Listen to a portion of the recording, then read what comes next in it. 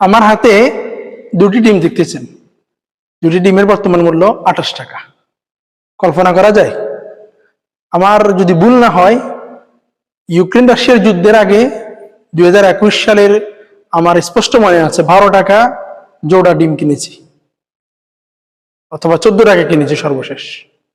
শুধু ডিম নয়, প্রত্যেকটা জিনিসের দ্রব্যমূল্যের যে ঊর্ধ্বগতি, এই বিষয়টা যদি নিয়ন্ত্রণ না করা যায়, তাহলে মধ্যবর্তী যে শ্রেণীটা আছে, ওই শ্রেণীটা জাতাকলে পিষ্ট হয়ে শেষ হয়ে যাবে।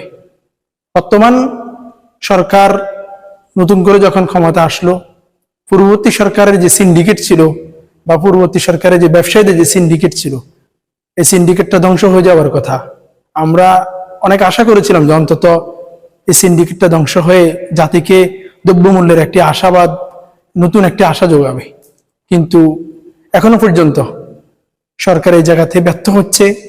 আমরা মনে করি যে শুধুমাত্র ডিম, পাশাপাশি চাল, ডাল, তেল, যে নিত্য প্রয়োজনীয় যতগুলো জিনিস রয়েছে, প্রত্যেকটা জিনিসের মধ্যে সরকারিভাবে হস্তক্ষেপ গ্রহণ করলে জাতি একটি নতুন সম্ভাবনাময়ী দিন পাবে বলে আমরা আশা করি। পাশাপাশি আরেকটি বিষয় আশা করি, যেহেতু আজকে সেনাপ্রধান রয়্যাটসকে একটি সম্ভাব্য অন্তর্বর্তী সরকারের মেয়াদের কথা বলে দিয়েছেন যে 18 মাস অর্থাৎ 1.5 বছর পর্যন্ত ওনারা অন্তর্বর্তী সরকার অর্থাৎ ডক্টর ইউনূস সরকারকে ওনারা সহায়তা করবেন।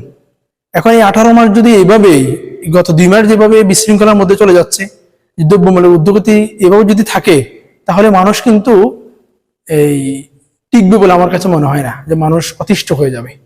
তাই অনুরোধ করবো প্রত্যেকটা ক্ষেত্রে, যেহেতু এখন ম্যাজিস্ট্রি আইন সেনাবাহিনীকে দিয়ে দেওয়া হয়েছে, সেহেতু যে ভোক্তা অধিকারের মতো ছোটখাটো দোকানে না গিয়ে বড় বড় যে সমস্ত আড়তদার রয়েছে, ওগুলোতে গিয়ে অভিযান চালানো উচিত এবং তাদেরকে দৃষ্টান্তমূলক শাস্তির আওতায় নিয়ে এসে যদি কোনো অন্যায়কারী পাওয়া যায়, যৌক্তিক কোনো কারণ ছাড়া যদি তারা দাম বাড়ায়, তাহলে তাদের বিরুদ্ধে দৃষ্টান্তমূলক শাস্তি গ্রহণ করলে আমি মনে করি অন্তত যে দ্রব্যমূল্যের যে ঊর্ধ্বগতি, ওটা কিছুটা হলে নেমে আসবে।